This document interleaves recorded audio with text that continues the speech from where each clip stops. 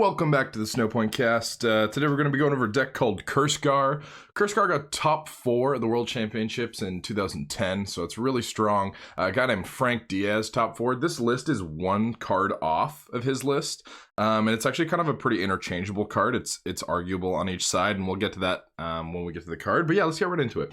So starting off with 4 Spiritomb.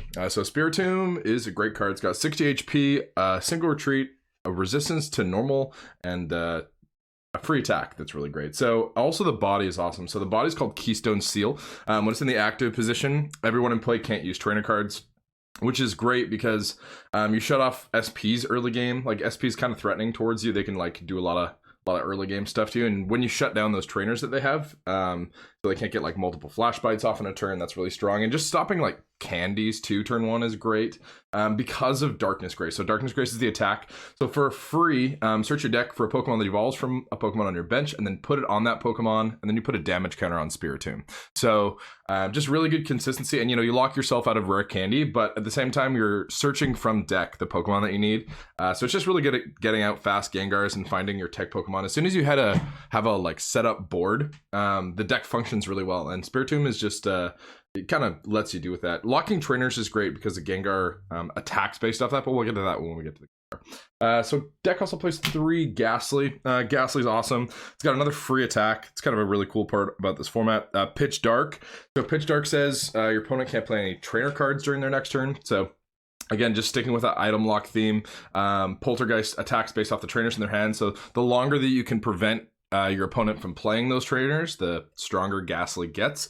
So Gastly's got another attack called Tricky Gas too, so it does 10, and then allows you to potentially switch with one of your bench Pokemon, which is awesome too, because then you just put that Spiritomb up. So getting the Spiritomb up out of Tricky Gas is great. 50 HP is a little bit whatever, but it doesn't really matter because usually it's safe on the bench, or if you're pitch darking with it, the chances that your opponent is able to just like knock it out is pretty low. Okay, so this is actually the wrong Haunter. I don't have 2 of the other Haunter. The other Haunter's attacks are, it's got 10 less HP, but it has free retreat, which is the reason you play it. So having free retreat's amazing. A Smog on this Haunter is okay, but the other Haunter has 2 attacks. So the first one's for 1, Hypnosis. Your opponent's just asleep, and then Dream Eater for 2. It only works if your opponent's active is asleep, so they have to flip tails on sleep towards them and then tails back to you, so it's kind of a low chance that that'll happen. But yeah, having the free retreat Haunter is just really good because, again, switching into that Spiritomb to seal as fast as you can is great. Like turn 1, let's say you start with Gastly, you can go Pitch Dark, lock trainers. Second turn, evolve into a Haunter, retreat to a Spiritomb. Trainers are still locked, but I'm going to start setting up my board now. So I'm going to Darkness Grace for a Gengar, or start Darkness Gracing my Duskull or my Nidoran. Then your board just gets set up a lot quicker when you play the free retreat Haunter. It just keeps your board more fluid. So I definitely think that's preferable.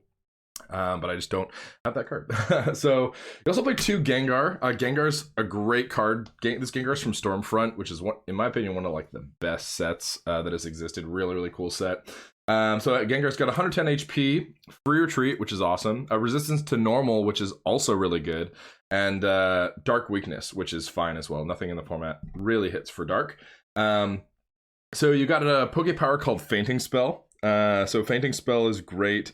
If Gengar gets knocked out from damage from one of your opponent's attacks, you flip a coin, and then if heads, the opponent is also knocked out. So that's awesome because especially like it just lets you trade. Like even if you're flipping like okay on your Fainting Spells, if you're like 50-50, you're trading with a lot of like Pokemon that are knocking you out. And if a Pokemon has to drop an Expert Belt to knock you out ever, like that's just so suspect for your opponent because now they dropped an Expert Belt and they hit the knockout, great for them, but they potentially get Fainting Spelled, and then knocking out the Gengar is just like negative for them. So if they're in a position with something on an Expert Belt, you can often just like put Gengar up, and then your opponent's like, well, do I even really want to attack this turn? Because attacking into this Gengar, sure, I get a prize, but I also might just lose 2. So it's kind of an interesting head game that you can play with Fainting Spell. It's a really, really good power for sure. Shadow Room is Gengar's first attack. It's really good as well. So you drop 3 on one of your opponent's Pokemon on their board, but if it's got a Poke Power, you drop 6 on it. So that hits a lot of stuff in the format. It hits Sprites for 60, which is really nice. Puts them 10 away from being knocked out. It hits Gardevoir for a 2-shot, so you can snipe around and like switch between your Gengars and be healing with Nidoqueen, and then just like snipe damage on their board until you're ready to start taking prizes. And this deck does a really good job of like manipulating the damage on your opponent's board. So dropping 6 damage counters just gives you a lot to play with. And Poltergeist is the second attack, which is another really good attack on this card. So it does 30 times the amount of supporters, trainers, and stadiums in your opponent's hand. So every single card that says trainer on it, whether it's technically a trainer or not, because back in the day, you know, stadiums were technically trainers, but they were also classified as their own thing. They were classified as stadium cards and like supporters as well. So this one counts all of them. So, you know, Keystone Seal and Pitch Dark only block trainers from being played, but when your opponent has like multiple supporters in their hand, they have to get multiple turns off to be able to use that. So being able to just like lock them out of trainers and force them to a single supporter for turn just means that Poltergeist can get really out of hand really fast. So yeah, really solid attack. Just a great card overall. Gengar Stormfront is a super solid card. You also play one Gengar from Arceus. So Gengar from Arceus has also got 110 HP, same weakness, resistance, and retreat. That free retreat is really good, but it's got a Poké Power called Curse. So Curse is really interesting with the deck. Like I was saying, you drop damage counters a lot of other places, and it lets you like manipulate your opponent's board however you want. And if you use Curse really well, like that's why the deck's really, one of the reasons the deck is really powerful, because you can like manipulate the damage on your opponent's board to be exactly what you need it to be. Like let's say you Shadow Room for 60 and then a sprite is 10 HP away from being knocked out. You can just curse a damage and then all of a sudden that sprite's dead. So it's kind of an interesting Poké Power that allows for a lot of cool play with this deck. And it's nice too because if you're playing against like an opponent that's playing a stage 2 deck, Spiritomb's pretty common just because the card is so good. And when they're, you know, putting that damage on their Spiritomb, they don't really care if it dies because usually it's got damage on it anyway from the Darkness Grace. So being able to just move that damage on your opponent's board, saying, I'm going to put this on something that you want to attack with later. It's just like kind of a cool buff that Gengar can do. It also has an attack, so Shadow Skip. It does 60, and then you put 10 on a bench Pokemon on your opponent's field. So again, just like good spread there. You do a lot of interesting like damage drops on your opponent's board. And then also you can switch this Gengar with one of your bench Pokemon. So it's great for trainer locking. So you can go like Shadow Skip, 60, 10 to something else, and then put up the Spiritomb. And then if they're in a position where they're like, well, I don't really have a hand unless I can play trainers, keeping that lock can be really good as well. So yeah, that Gengar is really good. Both of these Gengars are really hot. And the reason that you only play the 3-2, like 2-1 is because you play the level X. So the level X has 140 HP, which is like significantly more than 110. Free retreat as well. It keeps the same resistance and weakness. So it's got a Poké Power that's really good. It's called Level Down. So level down once per turn. If your opponent has a level X on their field, you can take it and just shuffle it into their deck. So that's really cool because it stops some of your opponent's consistency stuff. Like if your opponent ever hits a Uxie level X, sure they're trainer locked, but they're seeing 2 cards every turn at least, and they're plussing 1 in their hand. So sometimes that can be good for Poltergeist, but sometimes you really don't want them to hit those resources. And being able to just go, I'm going to level down your Uxie, shuffle it in your deck. You have to find it again and then get that Uxie active again before you're able to use it is really nice. Sometimes it can be really cool to just like knock out a Pokemon that has damage on it too. Like if you have 70, let's say on like a Garchomp, the Garchomp's got 70. You can curse 1 to the Garchomp, put it to 80, and then level down, shuffle in the level X, and then because the basic only has 80, you just kill it. So it's kind of another really cool, like all of the powers in this deck mess with your opponent's board in some way. Even Fainting Spell, like just getting knocked out. You have so many options on what you do to your opponent's board with Level Down and Curse and Shadow Skip and Shadow Room. Like it just lets you manipulate your opponent's board however you want. And Level Down is just a big part of that too. Like getting rid of 30 HP doesn't seem like that big of a deal, but it can be a massive deal. Okay, so you also play Gengar Level X for its attack. It's got a pretty good attack as well. So Compound Pain is the name of Gengar Level X's attack. It is 30 to each of your opponent's Pokemon with damage already on it. So again, like just really cool with Curse. You can go like Shadow Skip, drop a 10, Curse, move one of those to another Pokemon. And then all of a sudden your Compound Pain is sniping 3 Pokemon for 30. And like when you have the power to manipulate damage on your opponent's board, Compound Pain becomes just that much powerful. So yeah, Gengar Level X is awesome. You also play a 1/1/1 Dusknoir line. So this is the one card that's different than Frank Diaz's list. This list is actually currently playing the Dusclops. Frank Diaz played the Nidorina instead, and there's different reasons to play that, but we'll get into it after this card. So the Duskull, this is the shiny Duskull, so it's kind of neat. I like the shiny art, definitely. It's got a free attack, so it's called Counting Song. You do 3 damage to yourself, and then you drop 3 on your opponent's active, so that can be really good to just start getting your curses going if you like really need some curse damage. And you know, turn 1, it doesn't really matter if you're dropping damage on this Pokemon, because eventually it should be on your bench as a Dusknoir, and it like shouldn't be taking any damage at all. So dropping damage on that Duskull, it's not really a big deal unless it's dying. Also has another attack called Ram. So you ram for 10. That's the second one. And then Night Bind. It's on a flip, but it does 20. And then if you flip heads, your opponent can attach energy to their active Pokemon. So, you know, if you're using Night Bind, you're kind of in a rough spot. But at least it's like got something on the card that is, at least it does something. Like there's a lot of basics that do nothing, or like scratch for 10 kind of thing. And when you have a basic that like has something on it, at least it's, you know, if you're in a clinch spot where you started with that basic and you got nothing but energy in your hand, at least you can do like something. So yeah, this list plays this Dusclops, and the Dusclops, the reason you play the one of Dusclops over the one of Nidorina is mainly because hitting Dusknoir is like really important, and I don't think either one is particularly wrong. They're both really good depending on the meta. Dusknoir is really, really strong in a stage 2 meta, and Cursegar and Gardevoir are like one of the best, like 2 of the best decks from 2010. So having that Dusclops just means that you can search it with Spiritomb. And you know, Nidoqueen's really important as well, especially with free retreat. You can just rotate around attackers and be maternal comfort healing all the time. But you know, I feel like Dusclops definitely has a spot in this deck, just because having that Dusknoir can be more important than the Nidoqueen. And it could be argued that the Nidoqueen is more important depending on the matchup, and I could totally be persuaded that a Nidorina is good in here too. But this particular list is just 59 out of 60 of Frank's cards, and this Dusclops is one of those. So the Dusclops has Dark One Eye as its one attack, so it's got 80 HP. Dark One Eye is its one attack. It does 20, and then you can discard a card from your hand, and then your opponent also discards a card from the hand. There's another Dusclops that some people played in this format. I actually think it's worse, because you don't have that attack for 1 energy. You have an attack for 2 energy, and I think the attack does something a little better than that. But usually if you're having to attack with a Dusclops, it's going to be like for 1 turn, and you're not going to dedicate more than 1 energy to it. Like that just doesn't really make sense. Sometimes you have to, but dedicating 2 just doesn't make a lot of sense. So I think this Dusclops is better. And that brings us to Dusknoir. So Dusknoir is great. It's got a Pokepower called Dark Palm, and Dark Palm's the reason you play it.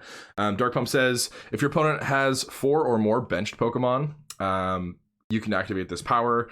You choose one of them and you shuffle in that card and all cards attached. So really cool.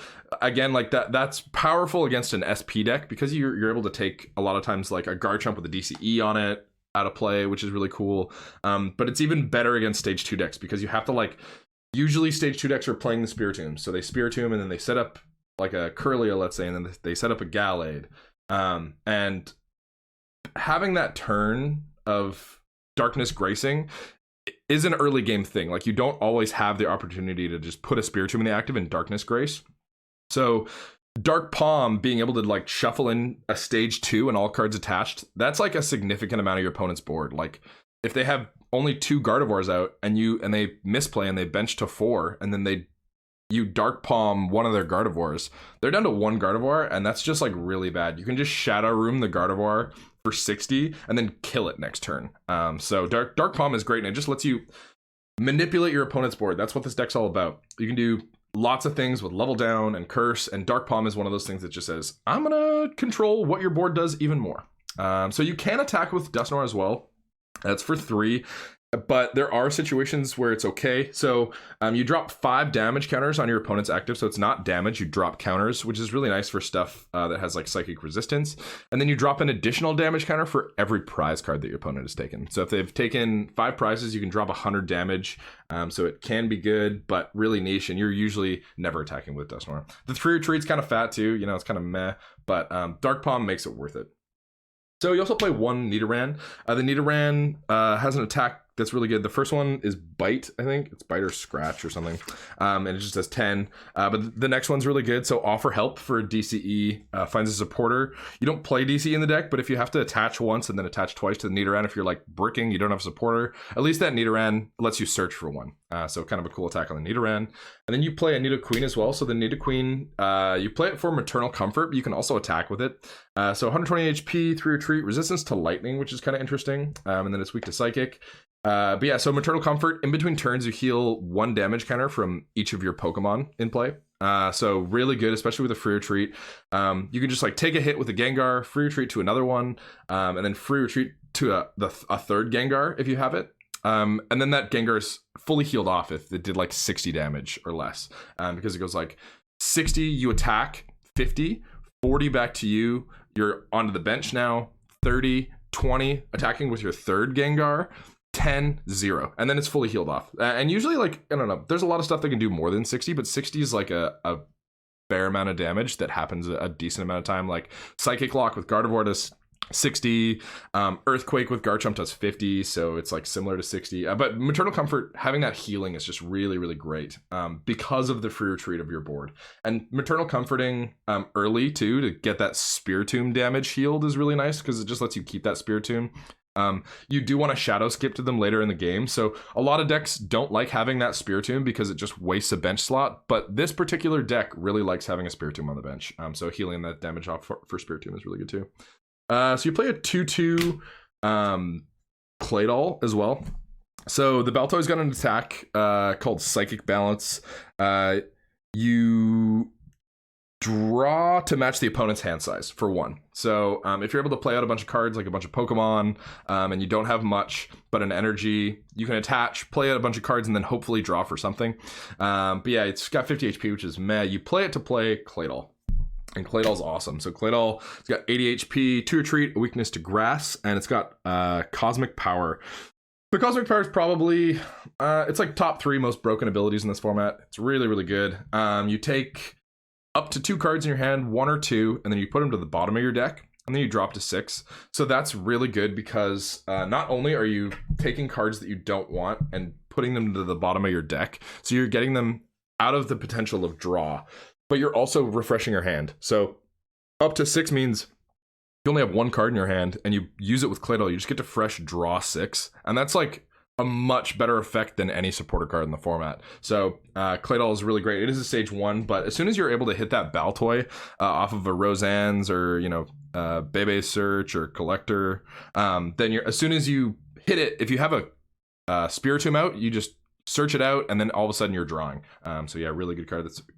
You play 2 just because the format is pretty snipey. Like Garchomp snipes it and Gengar snipes it as well. And like a lot of things just target Claydol if they can target a Claydol. So playing the thicker line just means that you can have 1 die and then have another one for your late game. Gardevoir only plays a 1/1 because it can afford that. Like this deck doesn't play much consistency other than the Claydol. Telepass lets you play that thin 1/1, but playing the thicker 2/2 when you like none of these Pokemon let you draw any cards. So having that thicker Claydol line is definitely important for when your opponent knocks yours out.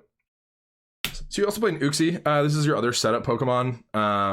Uxie has an attack called Setup. Setup, bench Uxie, and then draw until you have 7 cards in your hand.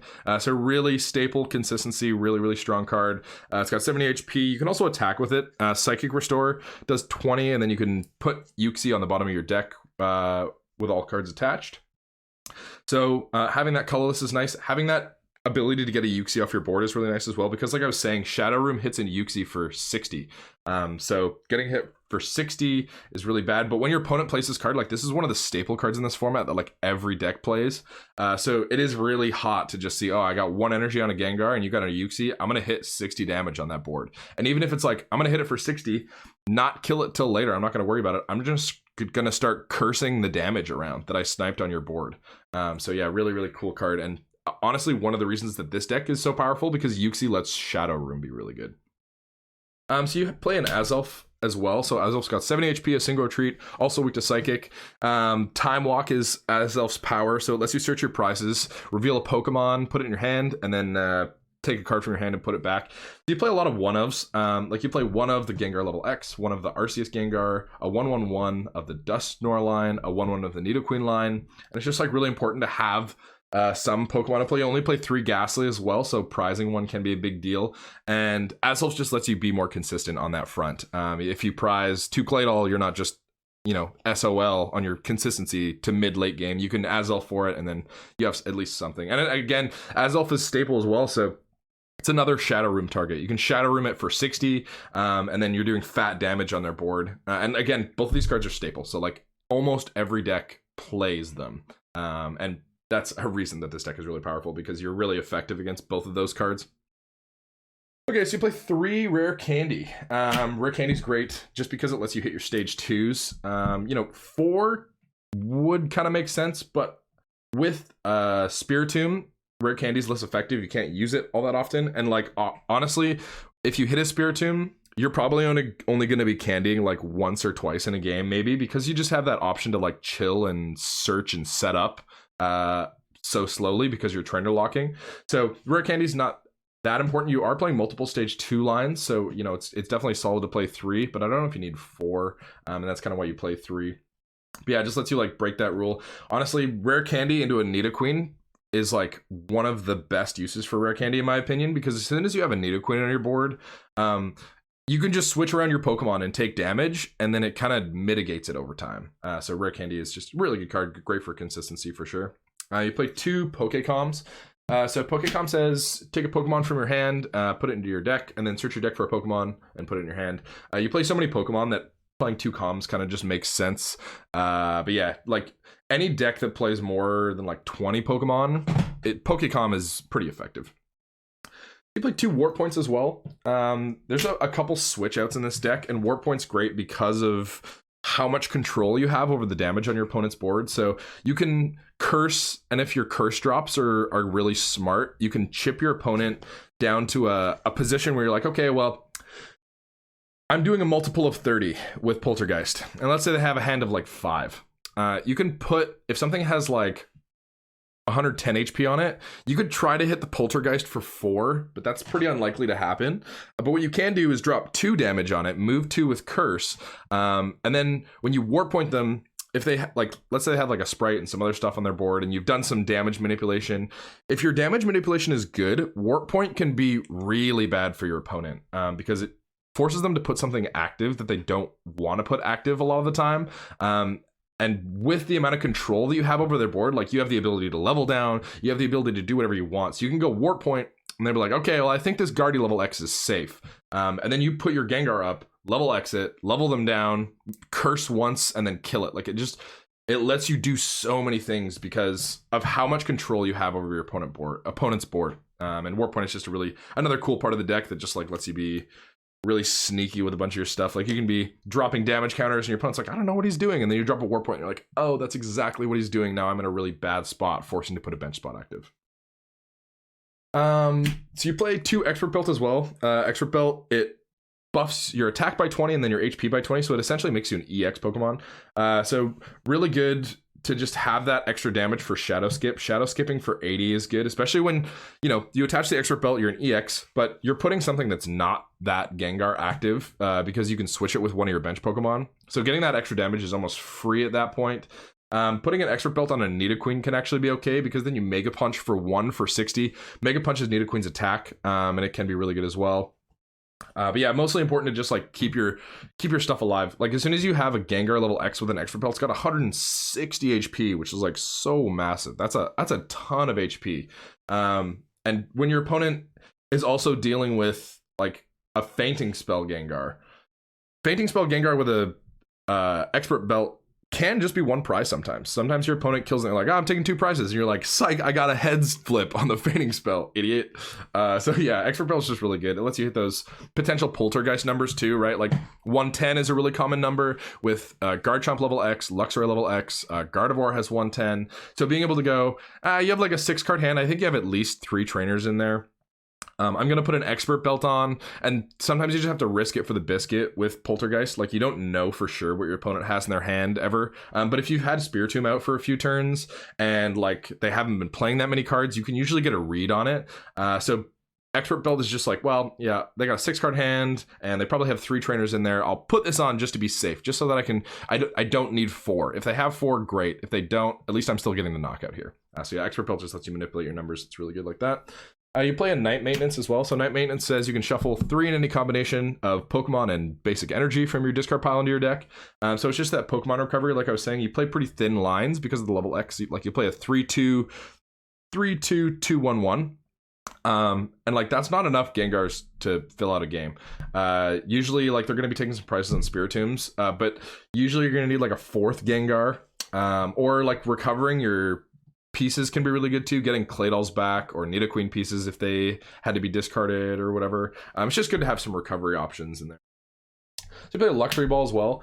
Luxury Ball is awesome unless you search for any Pokemon that's not a level X. So it searches for every card but the Gengar level X. A lot of search options in the deck. It just helps your consistency. You know, you find that Baltoy with a Luxury Ball, and then if you can switch into a Spiritomb, you just hit the Claydol right away.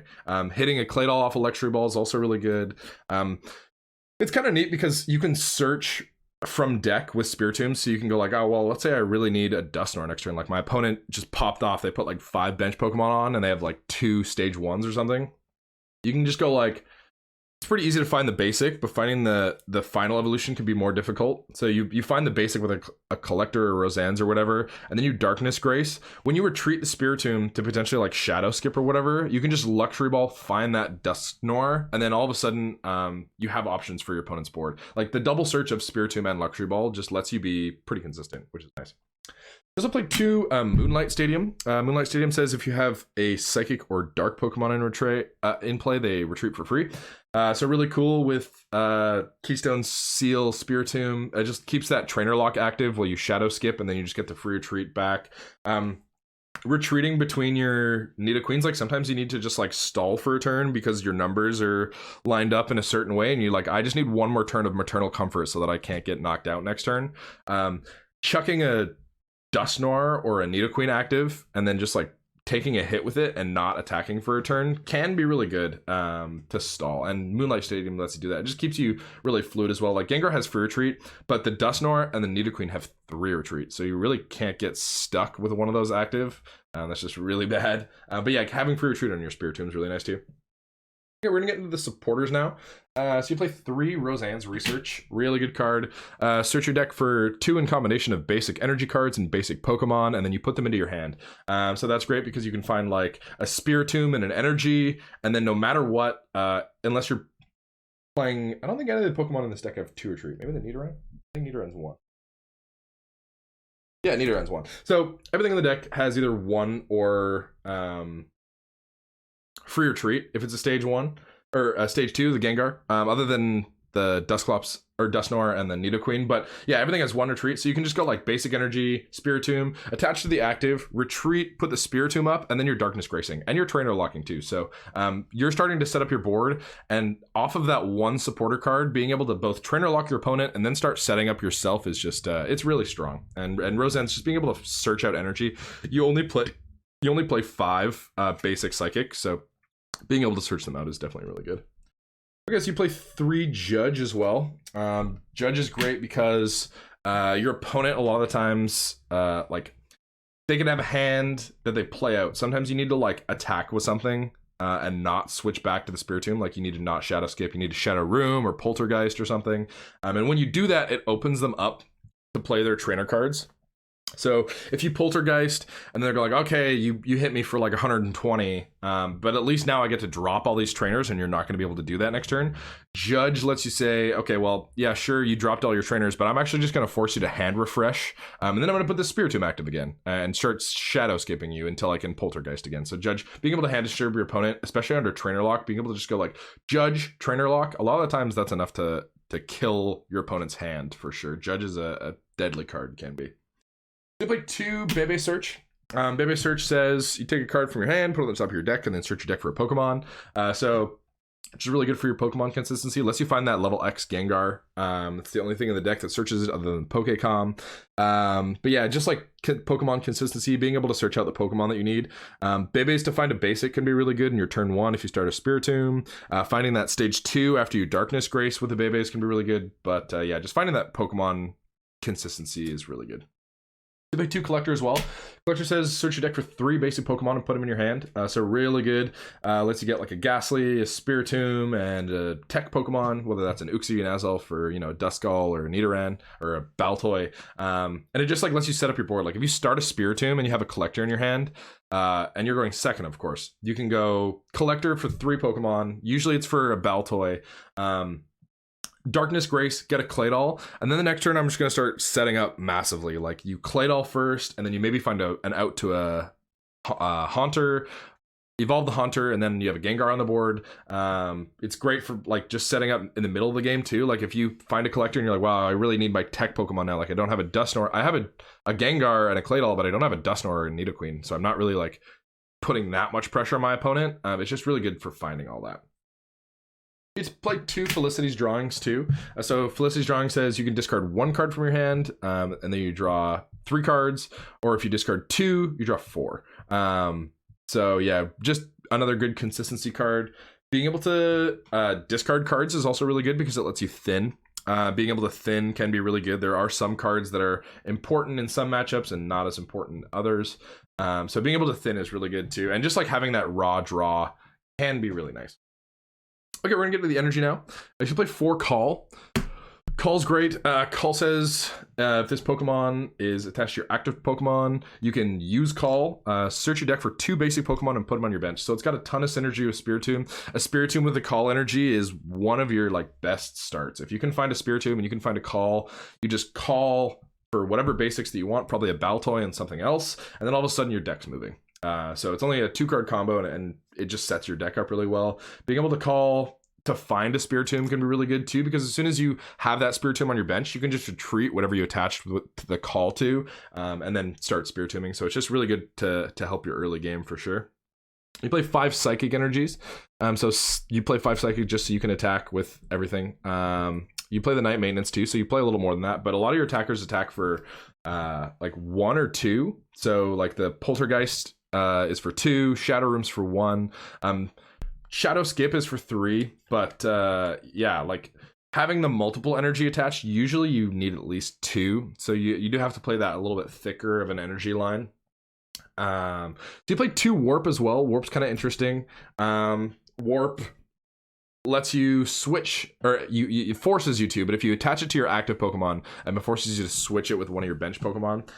So can be really good, especially if you don't have like one of those outs when you put a Nidoqueen or a Dusknoir up, and you don't have that stadium. Like if you get that forced in the active, or Claydol too, like Claydol has 2 retreat, there can be positions where you're like, I don't really have a way to switch this out, and I really don't want to just be a double attaching before I can manually retreat. Like that's just pretty unacceptable. You're probably going to lose if you do that.